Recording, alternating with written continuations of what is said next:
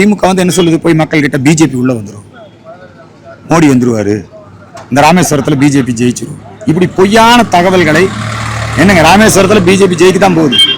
பொய்யான தகவல்களை முஸ்லீம் கிட்ட சொல்லி முஸ்லீம்களை தப்பா வழி நடத்துறாரு. முஸ்லீம்கள் அப்துல் கலாமை பின்பற்றலாம் இல்லையா, ஆனா முஸ்லீம்களை பூராமே குண்டு வைக்கிற பாட்சாவை பின்பற்றக்கூடிய அல்லுமா ஆதரவாளர்களாக இன்னைக்கு திமுக கூட்டணி கட்சி எஸ்டிபிஐ, நாடு முழுக்க தடை செய்யப்பட்ட இயக்கம் பாப்புலர் ஃப்ரண்ட் ஆஃப் இந்தியா, அதனுடைய அரசியல் அமைப்பு எஸ்டிபிஐ, நம்முடைய ஜிம் ராமலிங்கம் பாட்டாளி மக்கள் கட்சி பிரமுகரை கொன்றது எஸ்டிபிஐ, புரியுதுங்களா?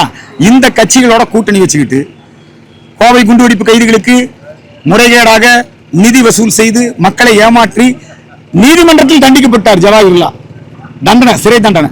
ஆனா அவருக்கு ஒரு கூட்டு, புரியுதுங்களா?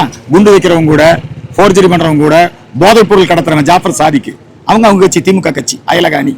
அதனால இந்த மாதிரியான முஸ்லீம்களை வந்து இவங்க ஆதரிக்கிறாங்க. இது ரொம்ப தப்பு. திமுகவுக்கு முஸ்லீம்களே பாடம் போடுறாங்க. இஸ்லாமியர்களே வந்து ஒண்ணு சேரக்கூடாதுங்கிறீங்களா நீங்க? இஸ்லாமியர்கள் ஒண்ணு சேரலாம், கலாம் தலைமையில் ஒண்ணு சேருங்க. எத்தனையோ இஸ்லாமியர்கள் இப்ப இங்க இஸ்லாமிய பெண்கள் நரேந்திர மோடிக்கு ஓட்டு போடுறாங்க.